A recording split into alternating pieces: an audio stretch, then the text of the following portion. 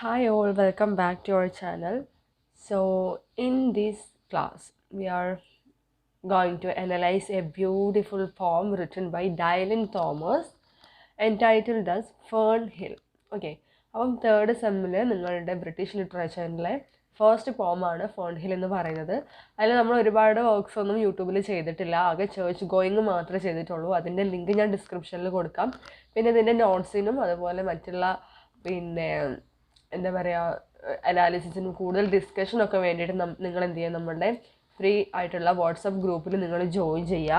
And Telegram ചാനലിൻ്റെ ലിങ്കും ഞാൻ ഡിസ്ക്രിപ്ഷനിൽ കൊടുക്കാം. ആൻഡ് വാട്സപ്പ് ഗ്രൂപ്പിൻ്റെ ലിങ്കും ഡിസ്ക്രിപ്ഷനിൽ കൊടുക്കാം. അതിലൊക്കെ ജോയിൻ ചെയ്യാം കേട്ടോ. അതിൽ നിങ്ങൾക്ക് ഒരുപാട് നോട്ട്സും യൂസ്ഫുൾ ആയിട്ടുള്ള ഡിസ്കഷൻസും PDFs ഒക്കെ നിങ്ങൾക്ക് കിട്ടും. So don't forget to join in our groups. So ഓതറിനെ കുറിച്ചുള്ള കാര്യങ്ങളൊക്കെ നിങ്ങൾ എന്ത് ചെയ്യുക, നോക്കുക കേട്ടോ. ഒരുപാട് മെറ്റീരിയൽസ് അവൈലബിൾ ആവും ഡൈലൻ തോമസിനെ കുറിച്ച്. അത് നിങ്ങൾ ജസ്റ്റ് നോക്കുക. അദ്ദേഹത്തിൻ്റെ മേജർ വർക്ക്സ് ഏതൊക്കെയാണ്, അദ്ദേഹത്തിൻ്റെ മേജർ കോൺട്രിബ്യൂഷൻസ് ഏതൊക്കെയാണ്, എന്തെങ്കിലും അവാർഡ്സ് കിട്ടിയിട്ടുണ്ടെന്നുണ്ടെങ്കിൽ അത് എഴുതുക. അങ്ങനെയുള്ള കാര്യങ്ങൾ, ഇമ്പോർട്ടൻ്റ് ആയിട്ടുള്ള കുറച്ച് കാര്യങ്ങൾ മാത്രം നോക്കി വെക്കാം. ആൻഡ് ഇമ്പോർട്ടൻ്റ് ആയിട്ടുള്ള വർക്ക്സും ജസ്റ്റ് നോക്കി വെക്കാം കേട്ടോ. So Dylan Thomas based his 1945 poem Fern Hill on childhood experiences at his own farm in Wales where he grew up. So ഈ ഒരു പോയട്രിയിൽ അദ്ദേഹം പറയുന്നത് 1945 ഈ പോയട്രി പബ്ലിഷ് ചെയ്തിട്ടുണ്ടായിരുന്നത്. ഓക്കെ, പിന്നെ ഞാൻ ഈ ക്ലാസ് എടുക്കാൻ വേണ്ടി യൂസ് ചെയ്യുന്ന റെഫറൻസ് ഞാൻ യൂസ് ചെയ്യുന്ന സൈറ്റ് എന്ന് പറയുന്നത് ലിറ്റ്ചാർട്ടാണ് കേട്ടോ. ലിറ്റ്ചാർട്ടിൽ അത്യാവശ്യം ക്വാളിറ്റി ഉള്ള നോട്ട്സാണ്, നല്ല ലാംഗ്വേജ് ആണ്, അത്യാവശ്യം നല്ല ക്രിട്ടിക്കൽ അനാലിസിസും കാര്യങ്ങളൊക്കെ കറക്റ്റായിട്ട് കൊടുത്തിട്ടുണ്ട്. നല്ലൊരു സൈറ്റാണത് കേട്ടോ, ലിറ്റ്ചാർട്ട് എന്ന് പറയുന്നത്.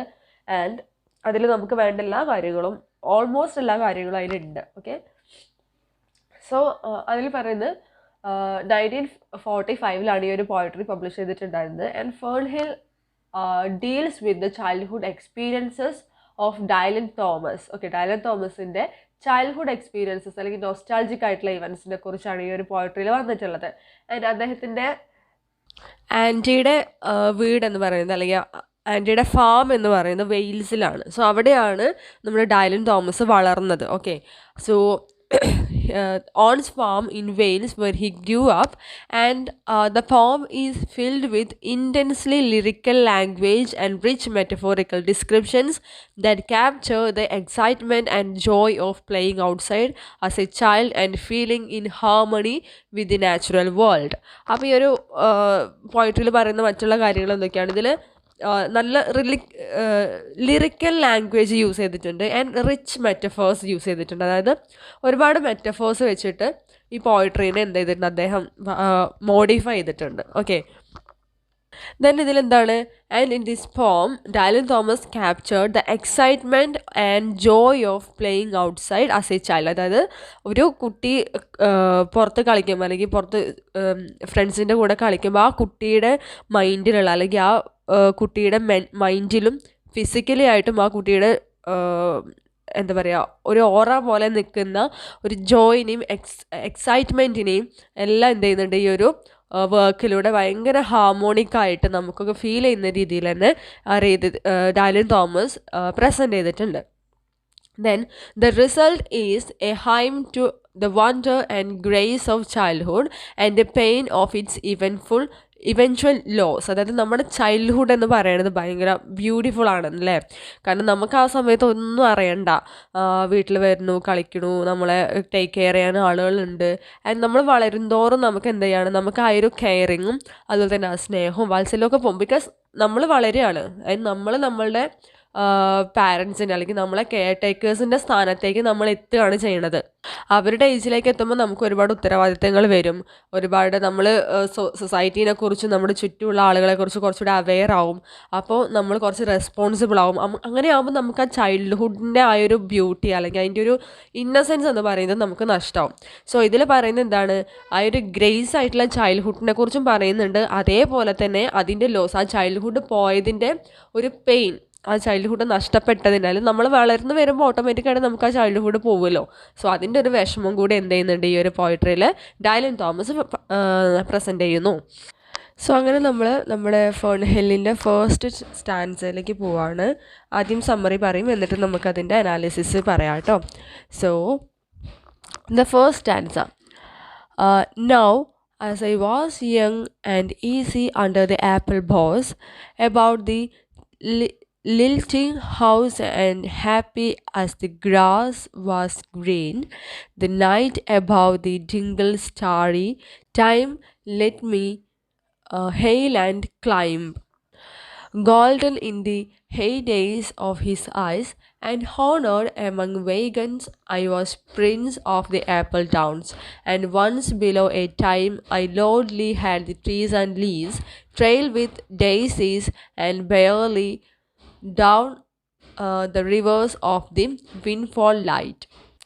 So this is the first stanza of the poem. അതിൽ ഫസ്റ്റ് ലൈൻ വരുന്നത് എങ്ങനെയാണ്? So now as I was young and easy under the apple boss എന്ന് പറഞ്ഞാൽ എന്താണ്? When he was young he relaxed under the branches of apple tree. അതായത് അദ്ദേഹം ചെറിയ കുട്ടിയായിരുന്ന സമയത്ത് എന്താണ്, ആപ്പിൾ ട്രീയുടെ അണ്ടറിൽ ആളെന്ത് ചെയ്യുന്നു, ആ ഒരു ഷാഡോയിൽ ആൾ റിലാക്സ് ചെയ്തിരുന്നു. No worries about life and future, he just enjoying his life and his childhood. അപ്പോൾ ഇത് എവിടെയാണ് സംഭവം, ഈ സ്റ്റോറിയുടെ സെറ്റിംഗ് എവിടെയാണ്?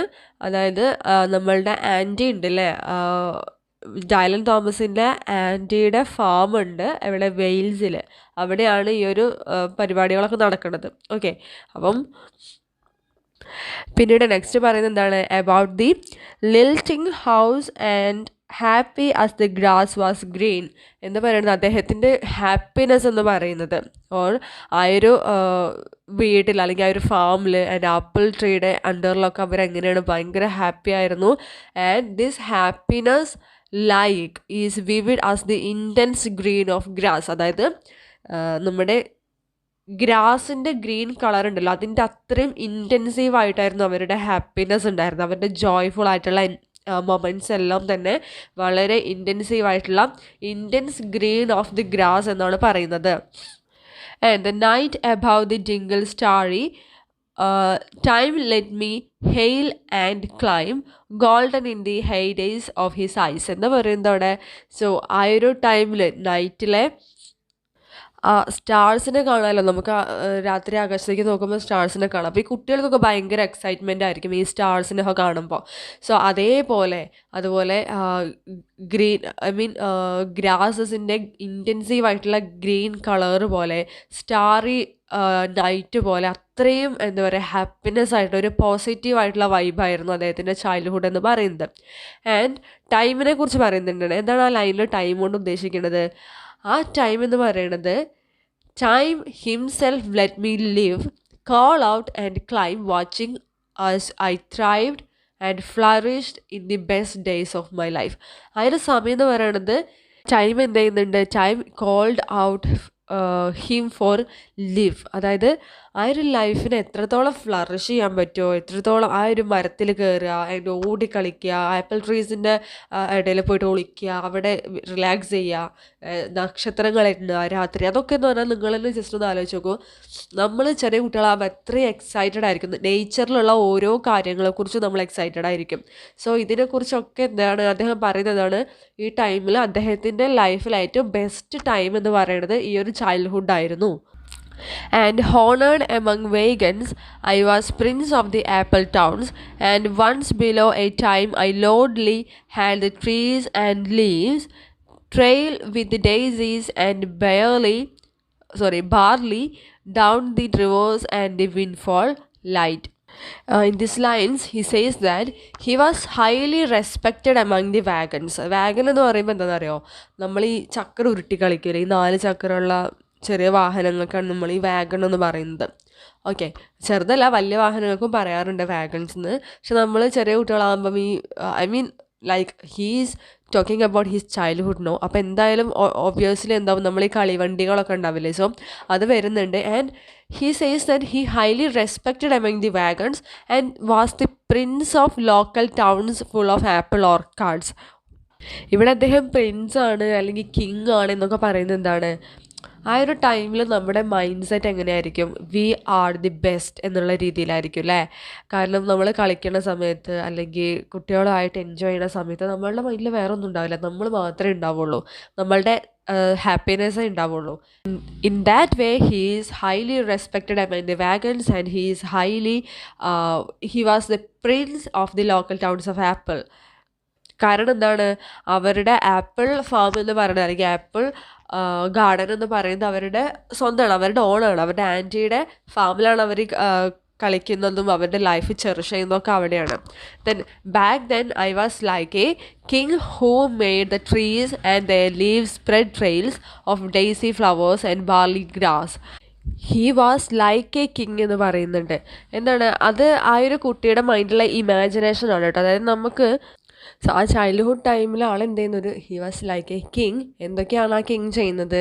Made the trees and the leaves spread trails of Daisy flowers. അപ്പം ഈ ഡെയ്സി ഫ്ലവേഴ്സിനെയും അതുപോലെ ട്രീസിനെയും ടേക്ക് കെയർ ചെയ്യുക, അതിൻ്റെ പുറകെ നടക്കുക.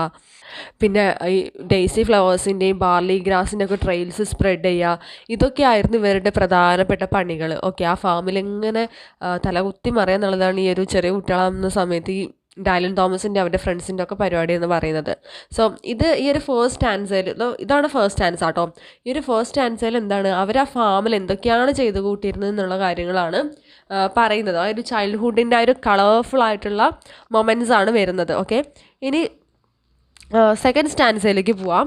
And as I was green and carefree, famous among the barns, about the happy yard and singing as the farm was home, in the sun that is young once only, time let me play and be golden in mercy of means, and garden and golden I was huntsman and headsman, and cows sang to my horn, and the foxes on the hills barked clear and cold, and the Sabbath rang slowly in the pebbles of the holy streams. So ഈ ഒരു പിന്നെ സ്റ്റാൻസിൻ്റെ ഒരു total summary എന്ന് പറയുന്നത്, and ആ സമയത്ത് അദ്ദേഹം young ആയിരുന്ന സമയത്ത്, ആൻഡ് ഹി വാസ് ഇൻഎക്സ്പീരിയൻസ് എന്ന് പറഞ്ഞാൽ എന്താണ്, ലൈഫിനെ കുറിച്ച് അങ്ങനെ ഭയങ്കര എക്സ്പീരിയൻസ് ഒന്നുമില്ല. അത് മീൻ ചെറിയ കുട്ടി എന്നുള്ള മീനിങ് ആണ്. Okay, and had no responsibilities. അല്ല, കുട്ടികളാകുമ്പോൾ പിന്നെ നമുക്ക് അങ്ങനെ റെസ്പോൺസിബിലിറ്റീസ് ഒന്നും ഉണ്ടാവില്ലല്ലോ. And he was a celebrity around the barns and the joyful yard, and he sang all over the farm because it felt like home. അതായത് ആ ഫാം എന്ന് പറയുന്നത് അവൻ്റെ സ്വന്തം വീട് പോലെയാണ്.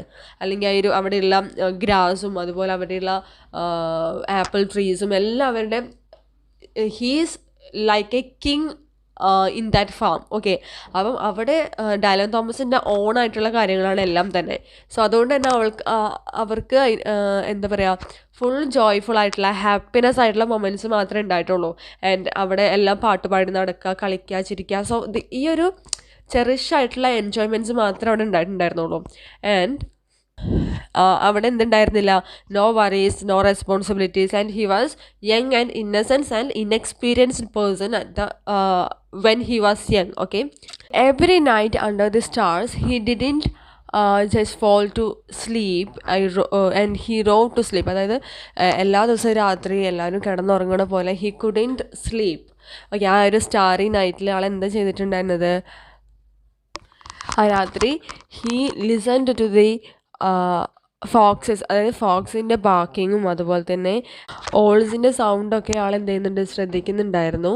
And at the same time പിന്നെ അവിടെ അനുഭവപ്പെട്ടിട്ടുള്ള മൂൺ ലൈറ്റിനെ കുറിച്ചും ബേർഡ്സിൻ്റെ സൗണ്ട്സിനെ കുറിച്ചും ഹോഴ്സിനെ കുറിച്ചും അവരുടെയൊക്കെ പ്രസൻസിനെ കുറിച്ചൊക്കെ എന്ത് ചെയ്യുന്നുണ്ട്, പോയിട്ട് അതിൽ പറയുന്നുണ്ട്. ഞാനിപ്പോൾ ഓരോ സ്റ്റാൻസയുടെയും ഓവറോൾ സമ്മറിയാണ് പറയണത് കേട്ടോ. പിന്നെ ക്രിട്ടിക്കൽ അനാലിസിസ് നമ്മൾ ചെയ്യും. അപ്പം അതിലുള്ള ഓരോ മെറ്റഫേഴ്സും അതുപോലെ തന്നെ അതിലുള്ള സിമിലീസും കാര്യങ്ങളൊക്കെ നമ്മൾ ഡിസ്കസ് ചെയ്യും.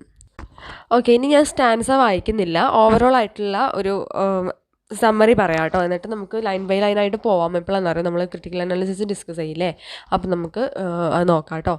ആൻഡ് ദെൻ വരുന്നത് എന്താണ്, നമ്മളിപ്പോൾ പറഞ്ഞു അവിടെയുള്ള ബേർഡ്സിനെ കുറിച്ചും ആൻഡ് അവർ സ്പെൻഡ് ചെയ്തിട്ടുള്ള നൈറ്റ്സിനെ കുറിച്ചും മൂൺ ലൈറ്റൊക്കെ ആളെന്ത് ചെയ്യാണ്, എക്സ്പീരിയൻസ് ചെയ്തുകൊണ്ടിരിക്കുകയാണ്.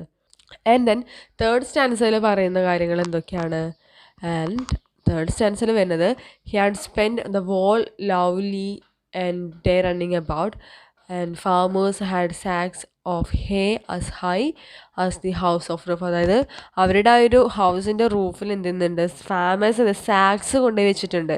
എന്തിനാണ് ഈ സ്റ്റാക്സ് വെച്ചിട്ടുണ്ട്? എന്താ സ്റ്റാക്സ് എന്ന് പറഞ്ഞാൽ നമ്മൾ ഈ വൈക്കോൽ കൂമ്പാരം സ്റ്റോക്ക് എന്ന് പറയില്ലേ നമ്മൾ.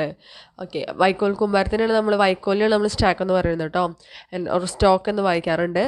ആൻഡ് വെച്ചിട്ടുണ്ട്. ദെൻ അവളെ പറയുന്നുണ്ട് ചിമ്മിനിയുടെ സ്മോക്ക് പോകുന്ന കാര്യങ്ങൾ പറയുന്നുണ്ട്. ആ സ്മോക്ക് ചിമ്മിനിയിലൂടെ പോണത് it was like A song എന്നാണ് പറയുന്നത്. ഒരു പാട്ട് പോലെ അല്ലെങ്കിൽ ഒരു മ്യൂസിക് പോലെയാണ് ഈ ഒരു ചിമ്നീസിലൂടെ ഈ സ്മോക്ക് പുറത്തേക്ക് പോകുന്നത്. And the days were full of fresh air and play, beautiful and flowing. The fire was as green as the grass. Every night under the stars didn't just fall to sleep. അതായത് ആ ഒരു അവിടെ കാണുന്ന fire എന്താണ്, it is like golden or green grass. അതായത് golden കളറായിട്ട് നമുക്കറിയില്ല, fire ഇങ്ങനെ പോകുമ്പം we can see that it's like a golden colour. അതൊക്കെ റെഫറൻസ് ഉണ്ട് കേട്ടോ, ആ ഗോൾഡൻ കളർ അല്ലെങ്കിൽ ഗ്രീൻ ഗ്രാസിൻ്റെ കളർ എന്നൊക്കെ പറയുമ്പം അതിൽ പിന്നെ ഒരു ഇന്നർ മീനിങ് കിടക്കുന്നുണ്ട്. ദെൻ പിന്നീട് പറയുന്നതാണ് and then I would wake up. The farm seemed to return in that moment, like a wandering person shining with morning dew, a rooster on his shoulder. പിന്നീട് എന്താ, രാത്രി ഉറങ്ങി എണീറ്റ് കഴിഞ്ഞാലും and he returned to the moments in farm. അതായത് പിന്നെയും എന്താണ്, ഫാമിലുള്ള കാര്യങ്ങളിലേക്ക് വീണ്ടും പോവാണ്. അവിടെ എന്താണ്, a person shining with morning dew. അതായത് വീണ്ടും ഈ ഒരു ഫാമിൻ്റെ മൊമെൻറ്റ്സിലേക്ക് പോകാമെന്ന് പറയുന്നത് it was like a person wandering person shining with the morning dew and rooster on his shoulder. അപ്പോൾ ഒരു വ്യക്തി എന്താ പറയുക, തിരിഞ്ഞ് കിടക്കുന്ന ഒരു വ്യക്തിയില്ല, ആ വ്യക്തിയുടെ ഷോൾഡറിൽ ഒരു റൂസ്റ്റർ ഉണ്ട്. And it was like A morning dew.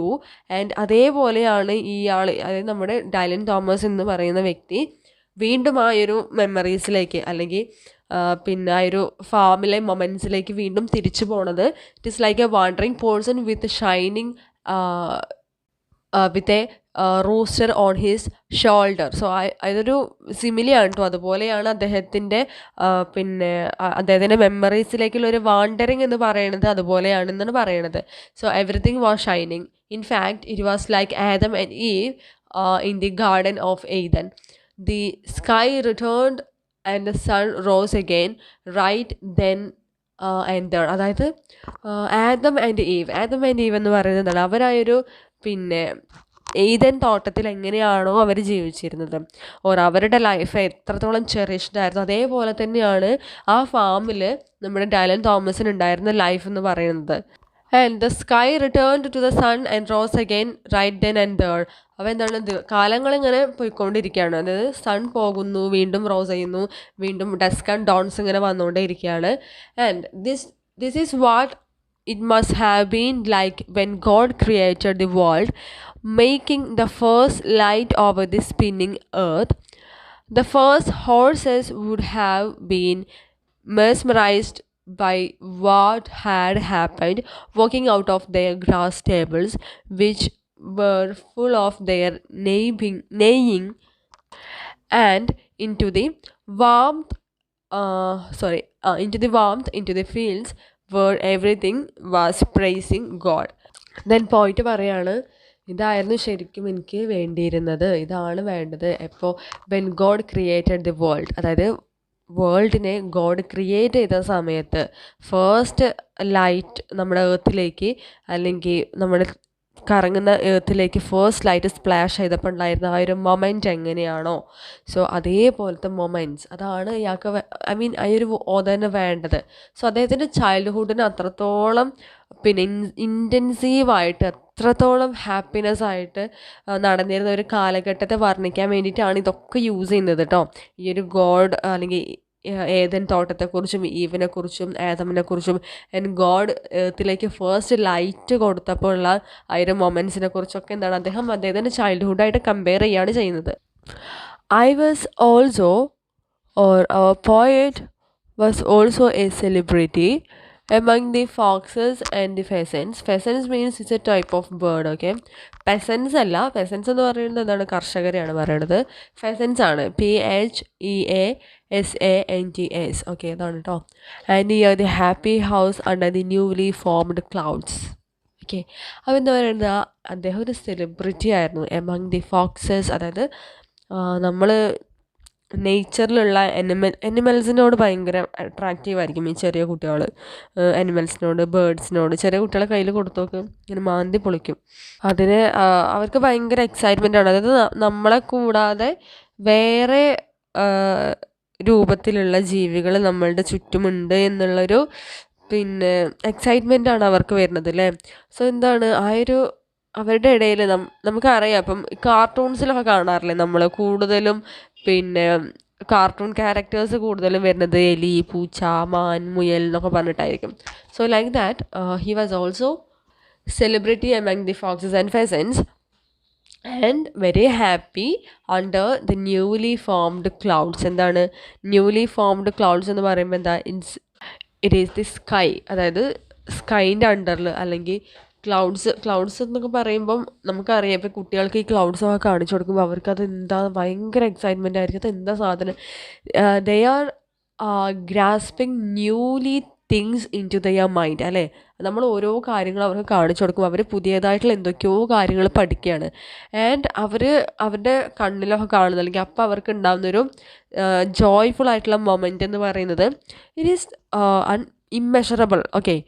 And അപ്പോൾ ഇങ്ങനെയൊക്കെ പോയിട്ട് ഇവിടെ പറയാൻ കാരണം എന്താ അറിയോ, he was that much happy at that time. My heart, and he says that his heart was filled with happiness in the light of the sun and rose again and again. അപ്പം ഓരോ തവണ പിന്നെ sunlight ഇങ്ങനെ rose ചെയ്ത് വരുമ്പോഴും അദ്ദേഹത്തിൻ്റെ ഹാർട്ടിൽ happiness ഇങ്ങനെ fill ചെയ്ത് വരികയാണ്. സന്തോഷം ഇങ്ങനെ ആ ഒരു മൊമെൻ്റ് ഇങ്ങനെ അത്ര എൻജോയ് ചെയ്ത് വരികയാണ്. And he ran without a care, all my desires turning with me between all stalks of hay. Then he didn't care at all. And as he went about his task, which were blue as the sky that time, with all his beautiful music doesn't allow people to have very many songs of childhood. Soon children inexperienced and full of joy have to follow time out of their innocence. എന്താണ്, he ran without care. അതായത് നമുക്ക് ചുറ്റുമുള്ള കാര്യങ്ങളെക്കുറിച്ചൊന്നും നമ്മൾ ബോധേഡാവേണ്ട കാര്യമില്ല. നമ്മൾ കളിക്കുന്നു, വീഴുന്നു, വീണ്ടും എണീക്കുന്നു, വീണ്ടും കളിക്കുന്നു. ഇപ്പം ചെറിയ കുട്ടികളൊക്കെ ഉള്ള ആളുകൾ ശ്രദ്ധിച്ചാൽ അറിയാം, അവർ ഇപ്പോൾ എന്താ കളിക്കുന്നതിൻ്റെ ഇടയിൽ വീണ് കാലൊക്കെ മുറിഞ്ഞാലും അവർ പിറ്റേ ദിവസത്തേക്ക് അതൊക്കെ മറന്നിട്ട് വീണ്ടും പിന്നെ എനർജറ്റിക് ആയിട്ട് വീണ്ടും പോയി കളിക്കണം കാണാം, ഓക്കെ. അപ്പം അവരെന്താണ്, അവരുടെ ഫ്യൂച്ചറിനെ കുറിച്ചോ അല്ലെങ്കിൽ കഴിഞ്ഞ കാര്യങ്ങളെക്കുറിച്ചോ, അവരുടെ ലൈഫിൽ ഉണ്ടായിട്ടുള്ള നെഗറ്റീവായിട്ടുള്ള, അവരെ അൺഹാപ്പി ആയിട്ടുള്ള കാര്യങ്ങളെക്കുറിച്ചൊന്നും അവർ ചിന്തിക്കുന്നില്ല. ദേ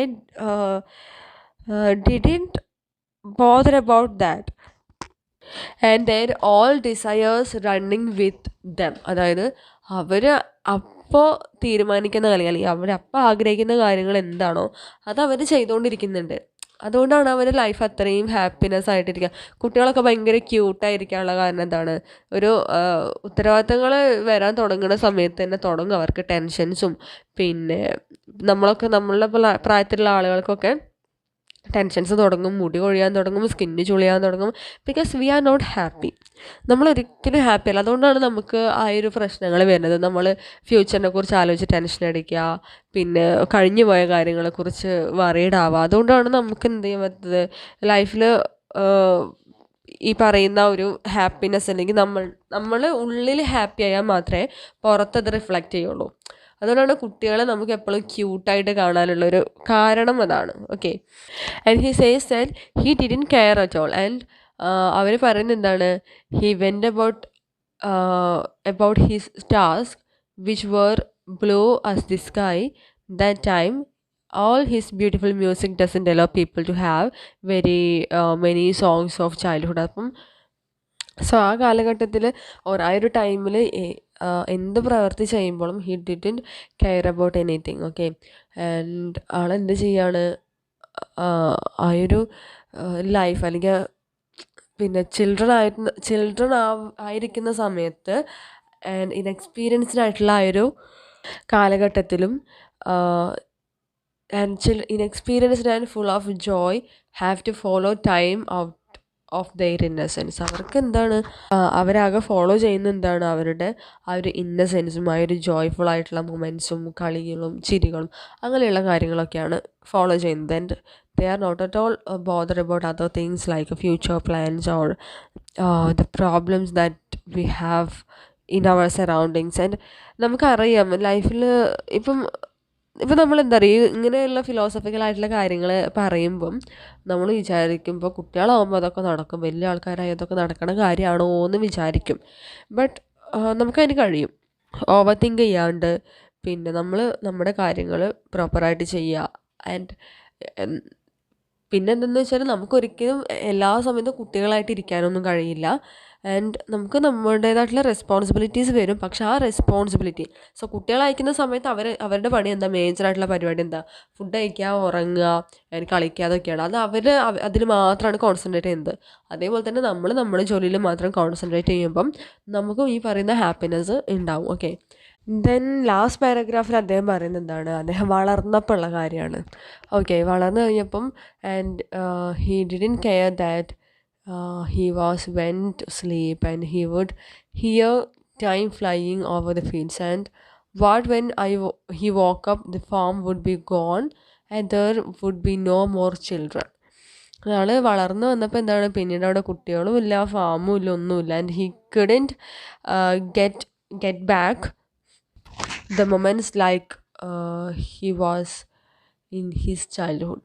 ഓക്കെ, അപ്പം വളർന്നു വലുതായപ്പം അദ്ദേഹത്തിനായൊരു ചൈൽഡ്ഹുഡ് ഇന്നസെൻസും അതുപോലെ ജോയ്ഫുള്ളും എക്സൈറ്റ്മെൻറ്റും ആൻഡ് പിന്നെ ആ ഒരു ഫീലൊന്നും പിന്നെ കിട്ടുന്നില്ല. ഫാമില്ല, അവിടെ കുട്ടികളില്ല.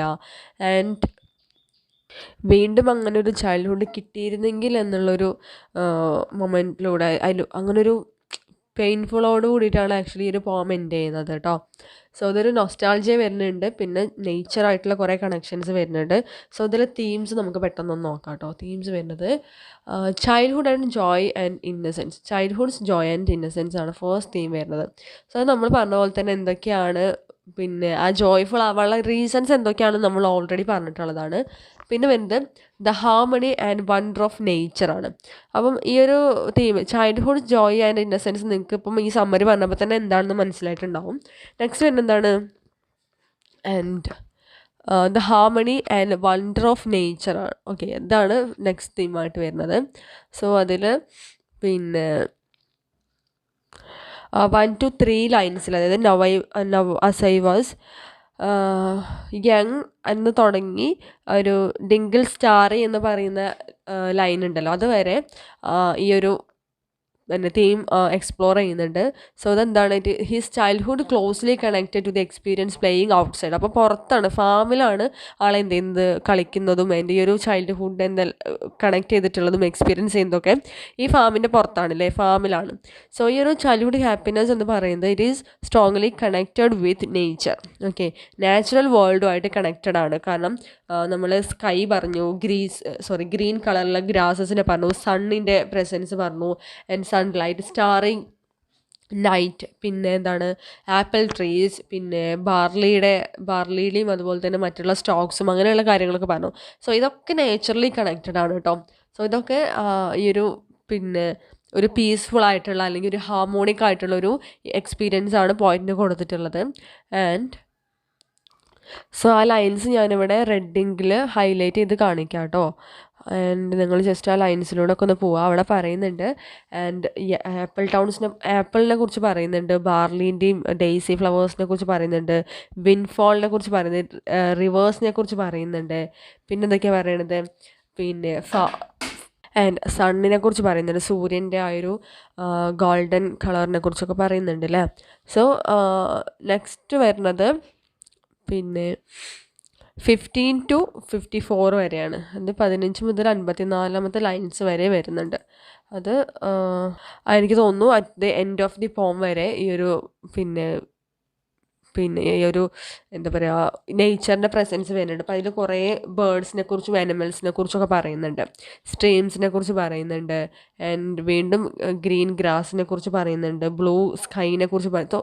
അപ്പം തന്നെ നമുക്ക് മനസ്സിലാവും നമ്മുടെ ചൈൽഡ്ഹുഡ് എന്ന് പറയുന്നത് തന്നെ it is closely connected to naturally things. Okay, so next തീമായിട്ട് ഇതിൽ വരുന്നത് പിന്നെ the power of time. Okay, time എന്ന് പറയുന്നത് ഒരു ഇമ്പോർട്ടൻ്റ് ആയിട്ടുള്ളൊരു കാര്യമാണ് നമ്മുടെ ലൈഫിൽ. അത് പല തരത്തിൽ നമുക്ക് അനലൈസ് ചെയ്യാം. ഒന്ന് ചൈൽഡ്ഹുഡ് എന്ന് പറയുന്ന ടൈം. ഓക്കെ, അത് ആ ഒരു ചൈൽഡ്ഹുഡിൽ ജോയ്ഫുൾ ആയിട്ടുള്ള കാര്യങ്ങളെക്കുറിച്ചൊക്കെ പറയുന്നു. പിന്നെ ടൈം എന്ന് പറയുന്നത് നമുക്ക് ഒരിക്കലും പിടിച്ചു വെക്കാൻ കഴിയില്ല. അപ്പം ചൈൽഡ്ഹുഡ് എന്ന് പറയുന്ന ടൈമിന് നമുക്ക് വേണമെങ്കിൽ പിടിച്ചു വെക്കാൻ കഴിയില്ലല്ലോ. സോ ആ ഒരു ടൈം കഴിഞ്ഞാൽ പിന്നെ നമ്മൾ അഡൽട്ടായി, പിന്നെ നമ്മൾ വലുതായി കഴിഞ്ഞാൽ ഈ പറയുന്ന റെസ്പോൺസിബിലിറ്റീസ് ഒക്കെ വരും. So nothing is permanent in our life. Okay, ടൈമിൻ്റെ മുന്നിൽ ഒന്നും പെർമനൻ്റ് അല്ല, എല്ലാം ഇംപെർമനൻ്റ് ഉണ്ട്. കാരണം ടൈം ഇങ്ങനെ മാറിക്കൊണ്ടിരിക്കും തോറും നമ്മളുടെ ലൈഫിലും നമ്മളുടെ അപ്പിയറൻസിലെല്ലാം തന്നെ ചേഞ്ചസ് വന്നുകൊണ്ടേയിരിക്കും. ഓക്കെ, ഇത് ഇങ്ങനെ ഒരു തീമായിട്ട് നമുക്ക് പറയാം. ഇത് എൻ്റെ ഇൻ്റർപ്രിട്ടേഷൻസ് ആണ്. ആൻഡ് പിന്നെ വരുന്നത് എന്താണ്, the end of childhood grace. അപ്പം ചൈൽഡ്ഹുഡ് ഗ്രേസ് എന്ന് പറയുമ്പം എപ്പോഴാണ് നമുക്ക് ആ ഒരു ചൈൽഡ്ഹുഡ് ഗ്രേസ് ഇല്ലാണ്ടാവുക? നമ്മൾ വളരുമ്പോഴാണ് അല്ലേ. When we grow up we will lose our grace of childhood. Okay, and according to Christianity grace is the experiences of God, love and awareness, and all of God's creation are good. അപ്പം നമ്മുടെ Dylan തോമസിനെ സംബന്ധിച്ചിടത്തോളം childhood എന്ന് പറയുന്നത് it represent such an experiences. And അതുപോലെ തന്നെ ഈ ഒരു എൻഡ് ഓഫ് ചൈൽഡ്ഹുഡ് എന്ന് പറയുന്നത് ഇറ്റ്സ് സം പെയിൻഫുൾ ആണ്. അതായത് ഈ ഗ്രേസ് ആയിട്ടുള്ളൊരു ടൈമാണ് ഈ ഒരു ചൈൽഡ്ഹുഡ് എന്ന് പറയുന്നത്. ആ ഒരു ഫാൾ ഫ്രം ഗ്രേസ് എന്നാണ് ഈ ചൈൽഡ്ഹുഡിൻ്റെ ലോസിനെ കുറിച്ച് നമ്മളുടെ സ്പീക്കർ പറയുന്നത് കേട്ടോ. സോ ഇതൊക്കെയാണ് അതിൻ്റെ മേജർ തീംസ് ആയിട്ട് വരുന്നത്. ആൻഡ് ഇനി അതിൽ സിമ്പിൾസ് ഉണ്ട്. ഞാൻ പറഞ്ഞു ഗ്രീൻ ആൻഡ് ഗോൾഡൻ കളർ എന്നൊക്കെ പറയുന്നത് ഒരു റെഫറൻസ് ഉണ്ട്.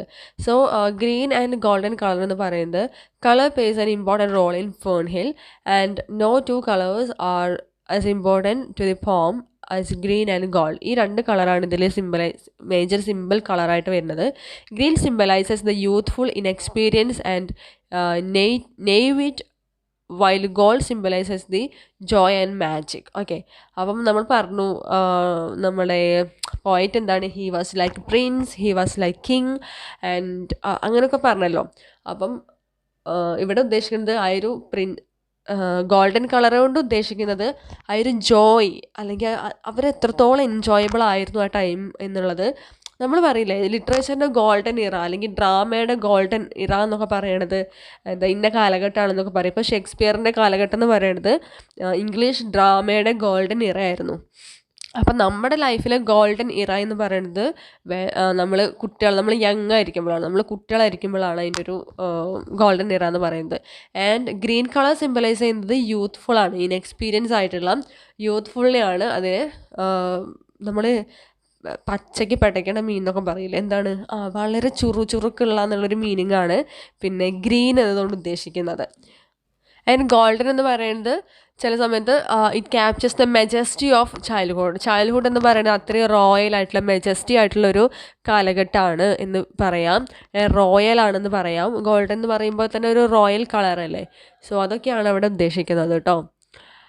ആൻഡ് പിന്നെ വൈറ്റ് കളർ വരുന്നുണ്ട്. ഗ്രീൻ ആൻഡ് ഗോൾഡൻ കഴിഞ്ഞ് കഴിഞ്ഞാൽ പിന്നെ ഒരു വൈറ്റ് കളർ വരുന്നുണ്ട്.